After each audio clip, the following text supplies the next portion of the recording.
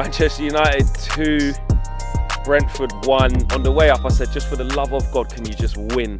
Me and Marcel both said it, just get 3 points. I don't care how, just win. And for large parts of the game, as you can imagine, it weren't looking like that. You know what I mean? I was thinking, I've got to go into DR Sports on Monday, hold corn. You know what I mean? Is Ten Hag even going to survive this? It just felt so low. And there's so much to talk about, but you have to just start with a positive because you've won the game, especially in the way that we did. And Scott McTominay, weren't until I saw the replays, because obviously I was so far away from the goals. The first goal was actually a really good finish. It's a great little bit of control, good finish into the corner. And then you just won, you're just urging the boys on, you're thinking, could it be, could it be? And you know what? What I will say is, no more mocking any other teams for last minute goals, yeah? When Spurs wanted to score the last minute goal against bloody Sheffield United, or bloody when Arsenal did it against Bournemouth last year, the emotion and how it takes you in the moment, especially in the ground, yeah, it's crazy. And I left there and I was like, I don't know how to feel. Is that good? Is that bad? Look how we played. There's a lot of mistakes still there, which I'll get into in a minute. Players still not doing what they need to do. But sometimes when the chips are down, yeah, and you ain't playing well and your confidence is rock bottom, sometimes you just need something. There's something in the air. There's something in the stadium that you just need to just keep going, and you need to win a game in that fashion. And hopefully that could be a catalyst for some other stuff. But there's still some alarming things, which I'll get into. What I do want to say, though, is, and a lot of people have touched on it today, you know, with the passing, unfortunately, of Sir Alex Ferguson's wife, Kathy, yesterday, which was really, really sad news. To win a game like that, in that manner, it was so Fergie-esque, wasn't it? It was so Fergie-esque, and it was a proper Fergie time winner. So, yeah, it was a very befitting moment / tribute to the boss's missus, who's sadly no longer with us, which was really sad to hear that yesterday. So to win a game like that was just, yeah, it was very befitting. But to break down the game, I mean, look, it was exactly what we've been seeing from Man United, really, wasn't it? It was really poor. It was the same story that we've seen, the same script that we've seen. First 17, 20 minutes, we're just okay. We wasn't great. We didn't really create anything. But guess what? Neither did the other team. Neither did Brentford. And again, a passage of errors, a passage of negligence leads to the team scoring against us, the opposition scoring against us. And it was no different. Casemiro today hooked off at half-time, and rightly so. He was absolutely awful today by his standards, and he hasn't been playing very well recently as well.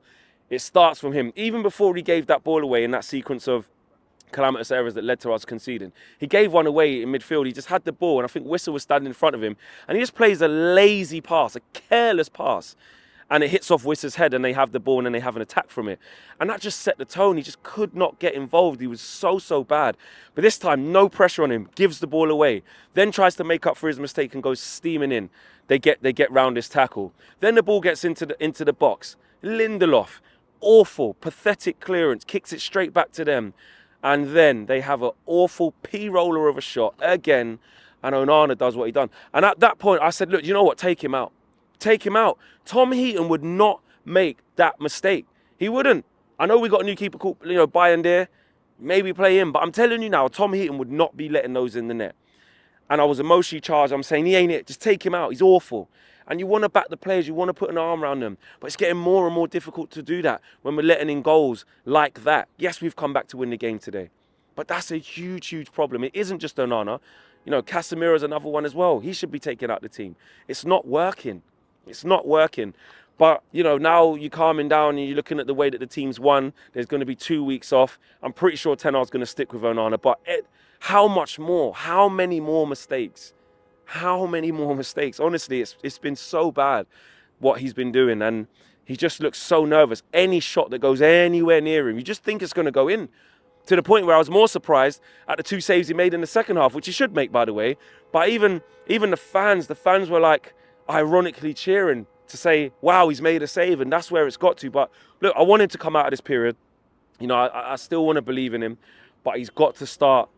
And I say that, you know what? It's not even he needs to start making miraculous saves. He needs to start doing the basics right and make sure he stops doing these stupid mistakes, because he's not facing hard shots. You know what I mean? Man United are largely in control of most of these games. This little period of games where we've lost against Galatasaray, we've lost against Palace, we've had large parts of the balls. It's been stupidity. Every single goal has been stupidity, and it was again today. Stupidity from all three of them, between Lindelof, Onana and Casemiro. It was all stupidity. Other than that, Brentford didn't really do anything. But guess what? Didn't have to. I thought Bruno, again, tactically naive.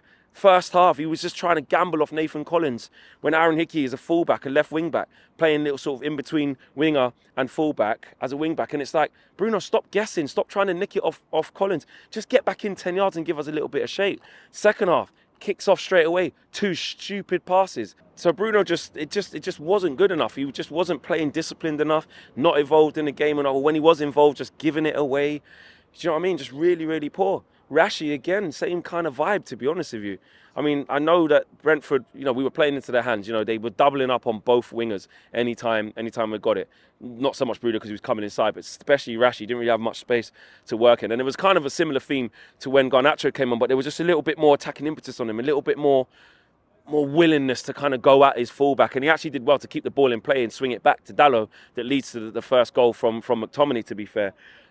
So it's still the same kind of theme where our big players still aren't delivering, and that's a massive problem. You know, today it's the fringe players who have come in and saved us today. Harry Maguire, Johnny Evans, they deserve massive, massive credit. Johnny Evans was really good today.